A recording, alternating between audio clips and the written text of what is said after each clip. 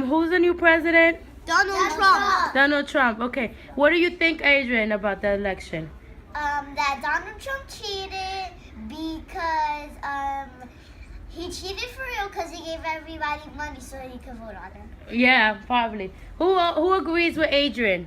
Who agrees? Not me. Who doesn't agree? Not me. Okay, why you disagree? Huh? Why you disagree with Adrian? You see, you don't agree with her. Because my mommy said Donald Trump didn't win. Yeah, and he the way did. He didn't. Yeah, and her name is Hillary Clinton. Hillary Clinton. Yeah, she lost. But Hillary Clinton almost won. Now Donald Trump cheated. No, You think he cheated too? You just didn't went to the White House. That's why he didn't Eric? go to the White House. Because that's why. He just said No, I didn't say the word. Don't say that. That's not her name. Donald Trump won because it's a little bit he just kicked the ball and then I went to the ball. That's not Nah, he voted because he had the most votes. But Adrian thinks he cheated. And I kind of agree. Because somebody saw the video. Oh! Where did you see it? You saw it on the news? Yeah. No, somebody just told me that they saw the video. Okay, so I need to check that video out. Adrian. Aiden, I mean. Donald Trump, they picked him because he's bad. Donald Trump's bad. No, he's not bad. Yes, he is. No, he's not. Relax. Relax. Donald Trump is not bad. Okay. And yeah, I there may be some of your parents who support him. I would really worry. But yeah, to the extent that what he says could end up resulting in abuse of students in my school, I'm going to say something about it. Yes. Yeah, there's plenty of these other candidates I don't like either, but I'm not talking about them. But what he says could end up resulting in violence, could end up resulting in bullying. Yeah, I'm going to say something about that. Oh, and by the way, in case you didn't hear what he said yesterday, he said he thinks that we should completely shut the country down for anybody who has ever had any association with Islam, of any sort. I mean, somebody like me, who's been a U.S. citizen for longer than you guys have been alive, if I go to Iran next summer, like I did last summer, and I want to come back, if he had it Mr. Trump's way, I couldn't get back in the country. Now, what exactly has been my crimes? Oh yeah, I was born a Muslim. Precedent that is one of the most anti-gay humans in this country. And so we are in for a difficult time, but again, I do believe that we can get past that. Our nation is divided. We have been assaulted. It's an act of terrorism. One of the most frightening things for me and most people in my life is that the people committing the assault are among us. It is not some stranger from some other country coming in and attacking our sense of what it means to be an American and the things that we stand for. And that makes it more painful because I'm sure that all of us have people in our families and our circle of friends that are a part of that movement, and it is very difficult. We are way beyond Republicans and Democrats, and we're really back to being a civil war. And I don't mean it in a fighting way, but our nation is divided as clearly as it was in Civil War times. And my hope is that we will get some good leadership to help us to overcome that. I will go over some coping skills, but before I do that, I do want you to know that the optimism in me, first of all, we are the majority. More of us voted to not have that kind of leadership, and we didn't win because of the way our electoral college is set up, but we are the majority, and that's helping me to feel better. I'm relieved that we live in California. It is one of the best states. I have loved that. I love living here, but I'm especially proud of our legislature. This is The Post, originally put on Carter's Facebook page Sunday night. It states in part, quote, "I have to realize that expecting others to represent my disgust and views is exactly how the hell we elected this moron." It also mentions, quote, "a sea of white faces at his inauguration void of color, a cabinet full of non-qualified white males." If I had put out this post and the word white had been changed to black, there would be no doubt in anyone's mind that it was a racist remark. I'm told the post was eventually removed from a school message board and the principal's page was made private.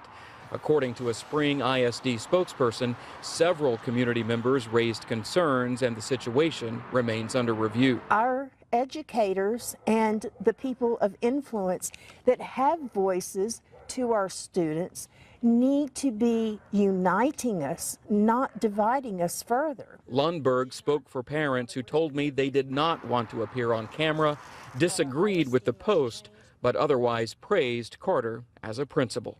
Trouble because of something he said today during a rally, something he said about President-elect Trump. Yes, ABC 7 News reporter Katie Marzullo has the story from Milpitas High School. Katie. Students here walked out of class in protest of President-elect Donald Trump. They ended up on the football field, and the principal facilitated a discussion. But some say the principal said too much. Donald Trump. A student posted this video on her Snapchat, and another student showed it to us. The new principal at Milpitas High School, Phil Morales, egged on by students, used an expletive to denounce President. The San Jose Mercury News is reporting Morales has been placed on administrative leave. You just don't say that to kids that are very vulnerable. Junior Zachary Garmany didn't attend the rally, but was astonished at what he saw on Snapchat. He should be teaching everybody to unite as one, not divide us even more than we already are. His mom agrees. Not all of us, of course, voted for the same person, and that's okay. But once that person is now here, we should have been taking that time today to teach them tolerance, to teach them how we need to unite together.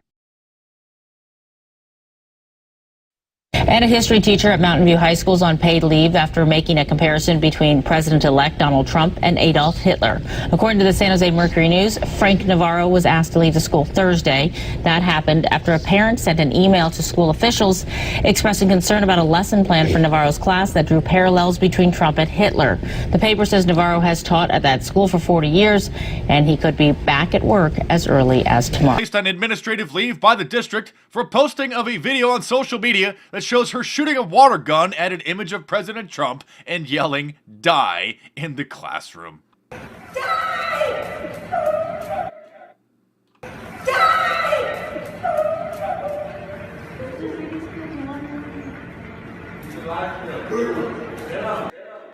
A school board member in Pennsylvania at Crawford Central posted on her social media account that in order to make America great, it would take a, quote, clean headshot, insinuating that Trump should be assassinated. When confronted about this asinine post, instead of apologizing or deleting it, she defended it. ABC News, always broadcasting crap. School board member defends clean headshot Trump posts. Oh. You're about to see this poor 3-year-old Mexican girl being brainwashed by her parents, her mother, and her father into saying that she should kill Donald Trump. They are actively encouraging it. Have a listen once again, and we'll watch some more clips. Why are we going to kill Donald Trump? Because he's bad. We have to kill him. Why is he bad? Because he wants to take away from our family. That's mean, huh? Yeah. Mean Donald Trump. Yeah. So what are we going to do then? Again, the mother encouraging and trying to get her to say it a 3rd time. Or is this the 4th time? We're going to kill him. They think it's cute. And this is the kind of trash that Donald Trump wants deported from this country. No different than Hamas raising their children to grow up to be suicide bombers, indoctrinating them to want to kill the Jews from the time that they can speak.